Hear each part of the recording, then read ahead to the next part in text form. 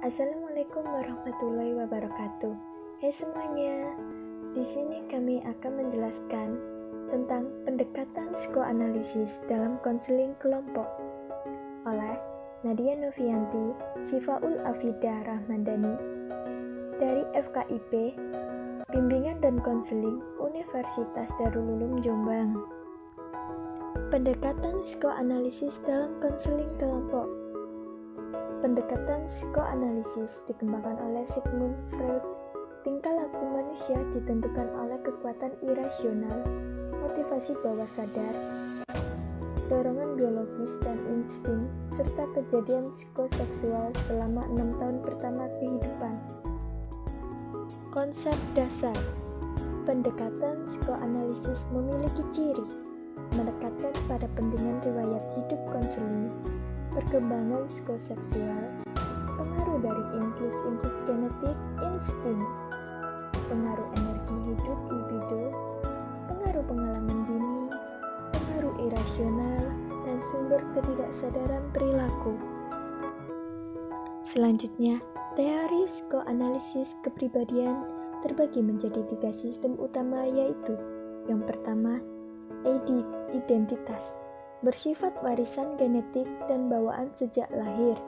Yang kedua, ego, di mana dilihat sebagai satu-satunya unsur rasional dalam struktur kepribadian manusia. Yang terakhir, superego. Di sini mempresentasikan suara hati, beroperasi berdasarkan prinsip realisme moral. Kemudian, teknik-teknik konseling psikoanalisis.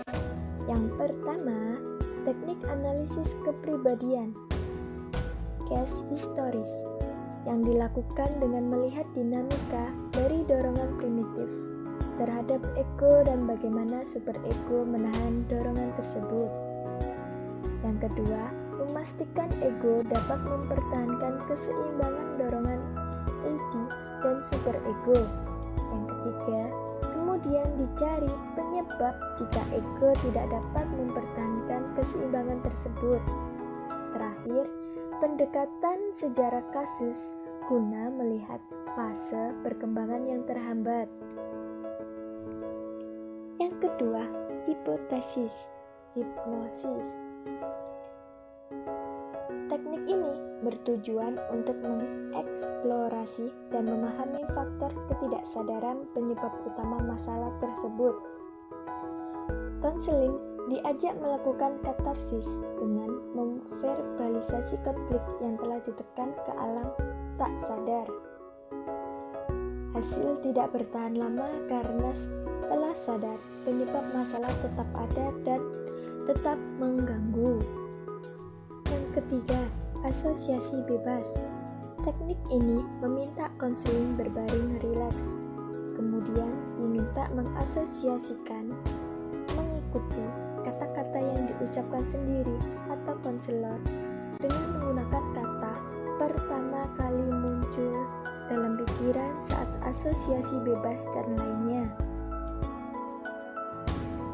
Kemudian ID diminta berbicara, sedangkan ego dan superego diam. Analisis resistensi. Teknik-teknik ini dapat membentuk tingkah laku yang memiliki komitmen pada pertemuan konseling, yang tidak menepati janji, menolak mengingat mimpi, menghalangi pikiran saat asosiasi bebas, dan lainnya. Serta analisis kondisi ini akan membantu para konseling berhasil dalam terapi. Kelima, analisis transferasi. Teknik ini, konseling akan mentransfer perasaan tentang orang yang penting dalam dirinya kepada konselor. Dan konselor mendorong transferensi dan menginterpretasikan perasaan positif dan negatif yang diekspresikan. Kemudian pelepasan berupa terapeutis, katarsis emosional. Keenam, interpretasi. Konselor membantu konseli memahami peristiwa dari masa lalu dan sekarang. Interpretasi menyangkut penjelasan dan analisis berbagai pikiran, perasaan, dan tindakan konseli.